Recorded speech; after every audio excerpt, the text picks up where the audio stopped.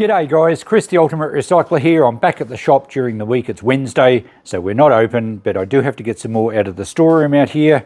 We're making really good progress. Last box we had some amazingly good value stuff. Stuff I'd put aside to eBay a long time ago and obviously had forgotten about it. And I think we'll do quite well. Most of it has gone in the shop. A couple of things I'm going to keep. I reserve that right. But this time we're going to get the other box that was next to it. I think it's a crate and it looked interesting as well. Let's go and have a look. Every box is proving to be interesting back here. Yes, that's right. There's a crate with some old tins in it. Not sure what's down the bottom. Could again be, I don't think it's eBay stuff, but there could be some treasures amongst it. And we're getting to a couple of tubs underneath that look to have electrical fittings or old water pump fittings. Not very exciting there. We'll whip through those pretty quickly. But that crate's the focus of today, so we'll take it through to the bench and unpack it. Okay, there's a bit of weight in it, and depending how long it takes us to do this, we might look at those other tubs and clear them out as well, because I want to keep getting stuff out of that room as quickly as possible. We have some very early tins. This one's a Griffiths tin. It's quite rough, but tins, as you've seen on my channel, do clean up quite well with a little bit of care. It's embossed Griffiths Sweets on the back. I'm not sure if you can make that out. So it's quite an old tin. I don't think there's anything in it, no. Well, obviously it was sweets, lollies of some description, and it may have been 10 cents at a garage sale one time. The next one's a similar size. It is toffees, this one. GJ Coles and Company, toffees. A nice cat tin. That will clean up quite well. Unusual shape. I'm pretty sure it's right. I can't open it. Does it unscrew? No, I can't get that apart. There's nothing in it, but really nice looking, probably 1950s. So that should do okay. This one, oh, this has got something in it. There's no name on this one at all. It's like a cross stitch or something pattern. And what's in it? I'll have to get a screwdriver to open that. That one's tight. We'll check that out in a minute. I don't think it's anything good. It feels like might be 3 or 4 buttons. That's my guess. These are timber blocks for mounting power points, old style power points, power outlets, light switches. Back in the day when you had conduit pipes going up the walls, you didn't have internal wiring in your walls, and they would mount switches and things on these blocks. So they're probably never been used, new old stock. Well, there's no screw mounts or screw holes in them, so they've never been used for sure. They might sell okay. Not sure what we'll get for them. And here's an example of exactly what they did. The old Bakelite switches with power outlets here, probably goes up that way, and the wiring was then done in the recess at the back, and you could run a conduit out here, particularly on houses like brick houses and that sort of stuff where it was hard to get wiring through the walls. They just had conduit pipe exposed. So that's, I'll leave that complete. We might get, well, I get $5 per switch for these switches, and they both appear to work fine. So we're going to ask at least 10. I think I'll put 15 on that. Maybe $5 each on the other blocks. Now there's some weight in here, and there's something in a plastic bag.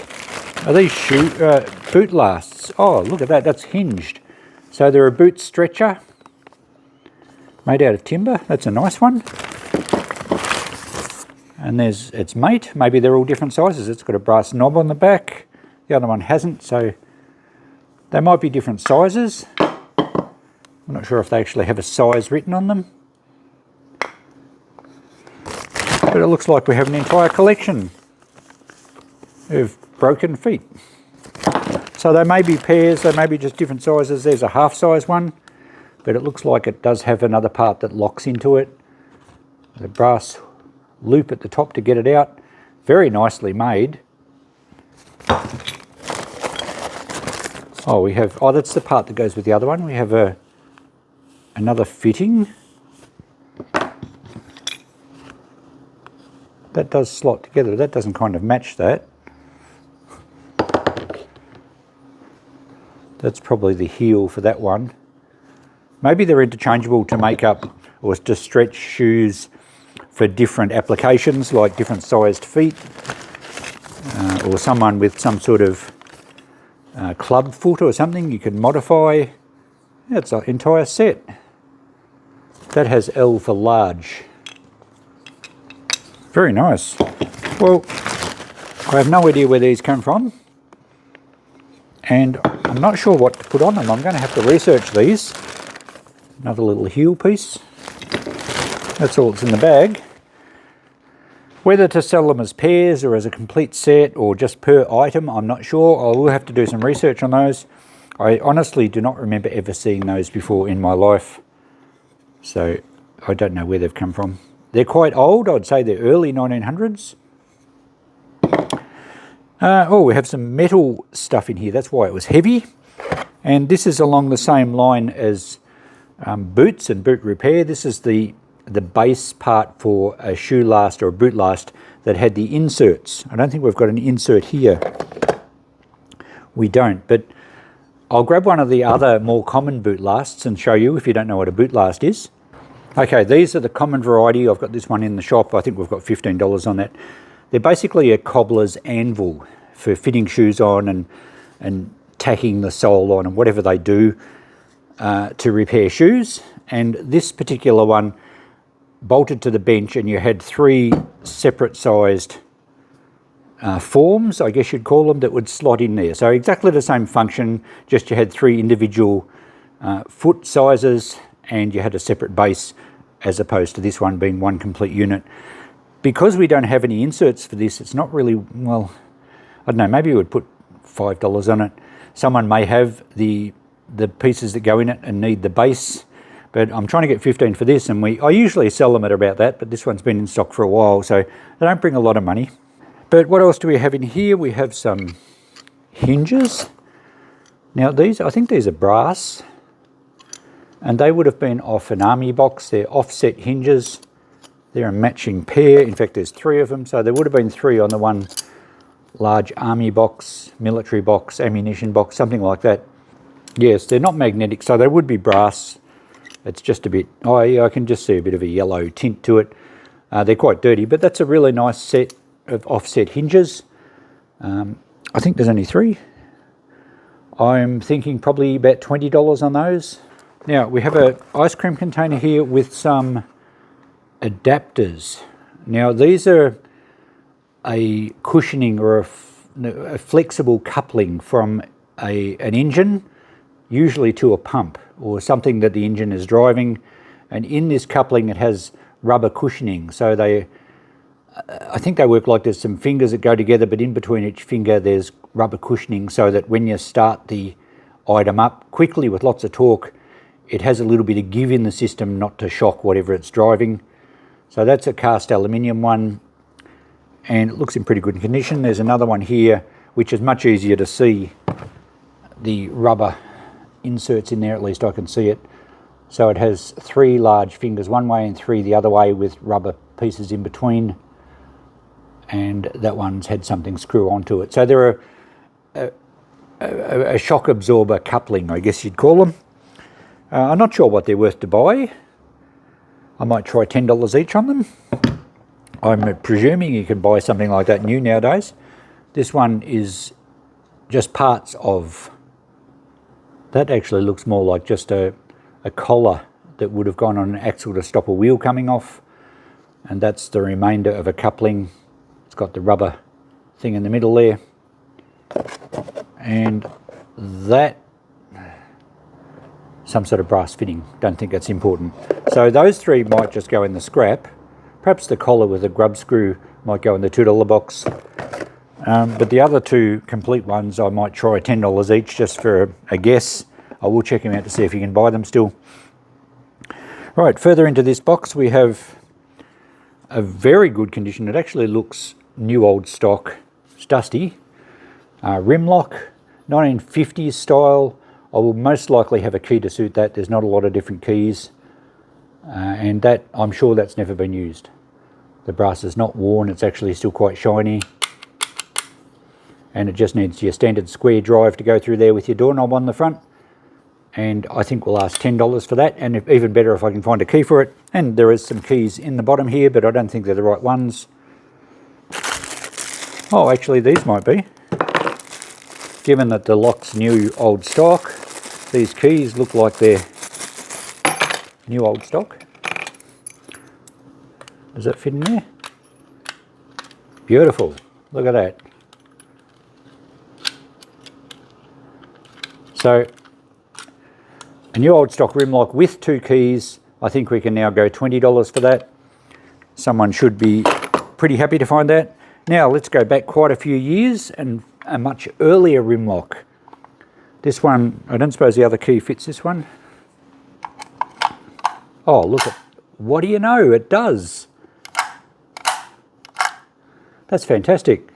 That'll clean up quite well. This one has been used, but it's a nice old rim lock. It's probably a Carpenter. I'll have to clean that little brass tag up and I'll get a photo of it for you.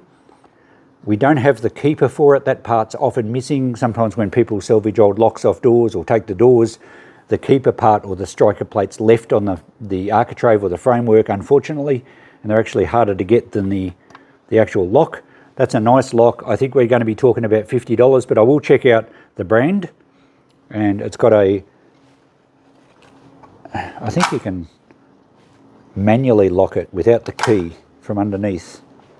But then, of course, you can only do that from one side. It's a bit stiff. I'll clean that one up. That's a nice find. All right, one random piece in here. This is a wire strainer. I think it's Walker's. They're normally branded Walker's. I think that says Walker on there.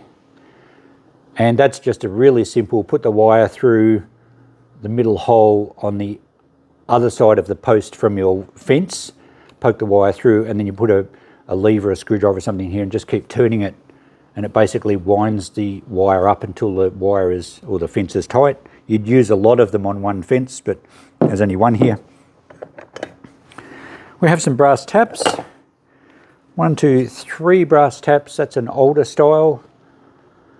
And we have a couple here with the 3/4 inch screw on. Oh, that's a 1/2 inch, 3/4 inch, and that one doesn't have the screw on outlet. I'm going to go, brass is worth a fair bit of scrap, but I think I'll get $10 to $15 each for these, probably 10. I might get 15 for that older one because it's a bit harder style to get. These ones are pretty much the same as what you buy new nowadays. So perhaps 10 each and 15. I'll do a list at the end of this video like I've been doing. Here we have a mirror, automotive mirror. I don't know what it's off. It looks maybe 70s. So I might just put $10 on that. It's off I think it's off a car rather than a motorbike. It's too big for a motorbike. And the last thing in here is another automotive thing. It is an oil filter, and we actually spotted the top of this last week when I looked in. I'm presuming it's new old stock. Oil filter cartridge, Z30A, and it suits Holden's all 6 cylinders, 63 to 69, Rambler, Studebaker. So yeah, GM stuff, Australian made Ryco oil filter. So I'm guessing, oh there we go. So yes, it's definitely new old stock. It's still got the plastic across there. So I'll look up to see what they're worth. We're going to get at least $10. Maybe it's a more expensive cartridge than that, but I will check that out and put it on the list. That's all for our crate. An interesting mix, a fair bit of value, and some good stock for the shop. Okay, I've been through this lot and checked out some stuff and cleaned up a little bit and managed to get those tins open. In fact, this tin wasn't buttons. You'll never guess. It was monkeys. These are from the classic Barrel of Monkeys game. So they're probably, vintage 70s ones. Probably slightly more valuable than just a few buttons. I think I went $5 on those monkeys. I'll look at the price list in a little bit more detail in a second. We cleaned up some stuff, presented it a little bit more nicely. These shoe stretchers or shoe trees, they were called. These ones have a separate heel and then the wedge that goes in, and it's slightly tapered, so as you push it down it stretches the shoe out. Very nice, in good condition, and they seem to sell online quite readily. I'm going to go $30, $30 and $40, so that will actually make $100 worth of shoe trees there, if we can get that for them. What else have we got to mention? I decided just to go 10 on that tap, so 10 on each of the 3 taps. I think I said prices on the other stuff. This coupling has actually been cut off. It must have been seized on. You can see half of the thread where there was a set screw, and obviously someone couldn't get it off and they just actually cut the shaft off whatever was attached. So it possibly could be modified to be used again, but I'll just put that in a $2 box. We'll go 10 on the complete one there.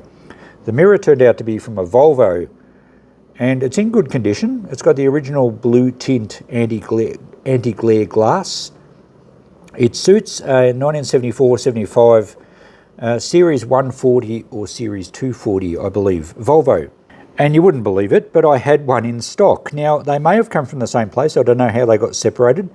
This one has been in the shop for a long time. We may have even featured it on a video. I've had $20 on it. We haven't had any takers, but I did a quick look on eBay, and they've been selling for anything up to $100 each overseas in the US. I guess it's a matter of finding someone with a Volvo that needs one, and I obviously haven't had anyone in here that wants one. I'm going to up the price, even though it hasn't sold. I'm going to up the price to 30 each. Maybe I'll do 50 the pair, although I doubt anyone's just going to buy one. But if they're still in the shop when we close, I will throw them on eBay. They might do a lot better. The tin's cleaned up quite well. That one not as good as I was expecting. The paint's quite aged and worn. It must have copped a fair bit of sun. So I think I went 5 on that one. We'll go 10 on the Coles cat tin. The locks clean up great. That one was just dusty. This one I gave it a little bit of a quick clean up, and I didn't do a photo, but if I just zoom in on this, you can see it's a Carpenter's Jazz Carpenter number 60, quite a well-known, almost famous rim lock. And this latch at the bottom's like a separate deadlock. You can see the little lock thing on the bottom there. That's different to the one that the key works. I've got $95 on that. I think original with a key in good condition, even though we don't have the keeper. I've seen them go for a lot more online, so we'll try 95 on that one. I think that sums up all our prices. The Ryco oil filter, I'm going 25, even though you can buy a filter for those particular cars for about $20. I think it's the new filter model is just Z30, not Z30A. But sometimes people like the original one plus the original box, so we'll go 25 on that. And all that added up to, I didn't include the second mirror, $395. So that's the prices I'm going to put on them in the shop. I'm not taking anything home specially to eBay, but if things like those mirrors and maybe this rim lock are still in stock down the track, I will eBay them. But yeah, it was a really good box, this one too. Not quite as good as the last one, but great stock for the shop and some good return when we sell it. I'll go and get those 2 tubs just to finish up. Okay, we'll deal with these couple of tubs. There's just hardware in them, so it's not very exciting, but we've got to deal with everything, so I'll give you a quick look. I'll adjust the camera down, and we'll have a bit of a pick in here and see what we can find. Okay, we have, this all came out of a shed from an elderly electrician, and he used to work on a lot of pumps as well. So there's kind of new old stock fittings. I'm just going to group these up and sell them in box lots, I think. They're not as exciting as some of the Bakelite electrical stuff we've had. They're just little plugs for control boxes, and don't even know what's in that. Polythene plugs black, so Roco, they were for probably electrical, maybe outdoor switches. And we have more in here. These, I guess you'd call them like a ferrule, where electrical cables came through like a gland. Oh, and then there's some clamps here. These are usually for tensioning cables, perhaps electrical connections, like overhead power lines needed these to tension them up. You certainly see them on towing cables and things, so they'll have a use. Someone will go for them. I'll probably just put them in a bulk lot. So nothing very exciting in that at all. We're not going to write anything down for this stuff. This box we have just some connector blocks, which I usually put in jars and sell, $5 per jar full. So they'll be easy to deal with. What do we have here? These are all little, these are just your little twist-on connector things where you twitch 2 wires together and then you wind this on. You screw this on, and it's just a way of joining wires without soldering. They're kind of useful. Might put them in a jar and sell them. Someone will grab them. I don't think I'll want to keep them. This is right angle conduit fittings, if that's what they are. Yes, they are. All new old stock, but look, I don't know that these get used much anymore. They've probably been superseded with something. I'll check these ones out. There's a whole box of them, but they might only be $5 a lot. So, in fact, yeah, I think that is the correct box. So they're clipsal right angle terminators with thread and clamp. In the jar, there's just a couple of dyno bolts, which I've got a jar for those, so I'll just add those to the other one and I'll reuse that jar, of course. There's some gaskets here, probably water pump gaskets, although that's copper with possibly even an asbestos material. So that's more like an exhaust gasket. I'm not sure what they'd be off. They might be a fairly standard size.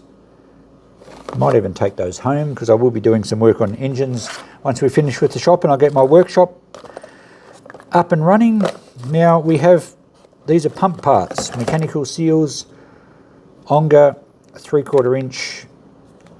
It doesn't look new old stock, they've been used. These are ceramic.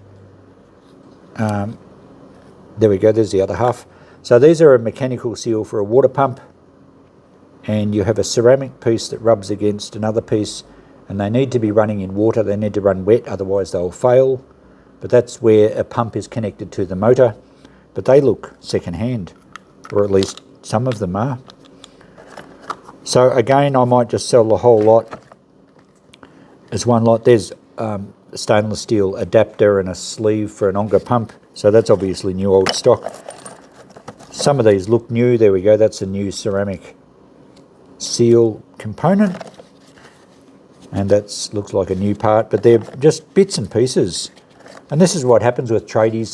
They chuck odds and ends in containers, in buckets, in ice cream storage containers, and when they're doing a job they fish through, and sometimes they use a second-hand part, and things always get mixed up.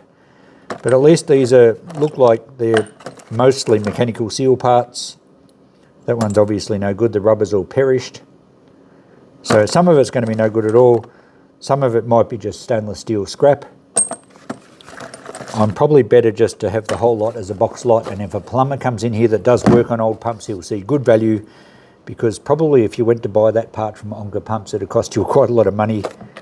So that's what I'll do with all this. Oh, it even says seal assemblies, so I probably could have read the box. Nothing to write down here, no real value. It might add up to $20 or $30 if we do sell some bits and pieces. I will feed this into the shop on Friday when we're here, and basically it'll be just multiple box lots over in the shed corner, and hopefully we have a plumber come along and buy some of it. Okay guys, I'm doing my sign off at closer to ground level, just so you can see that the pile behind me now is pretty much on the ground. So just a couple of boxes to go next time I get down here. I probably shouldn't have knelt down here because it's going to be difficult to get up. I've just come back from a big table tennis tournament and I'm a little bit achy. We had a good time. Anyway, the video isn't about table tennis. We're making some great progress here. Another really interesting lot of stock. I was pretty happy to find some of that stuff. Next week, we'll finish off down to the floor here, and then we'll start way up the top on the next rack, and we'll just keep going. When I say next week, next time I get here. I might even do one tomorrow. I've just got to keep this moving. Thanks for watching, guys. Hope you enjoyed this one. Again, we'll catch you in the next one. Bye for now. Oh, why did I do that?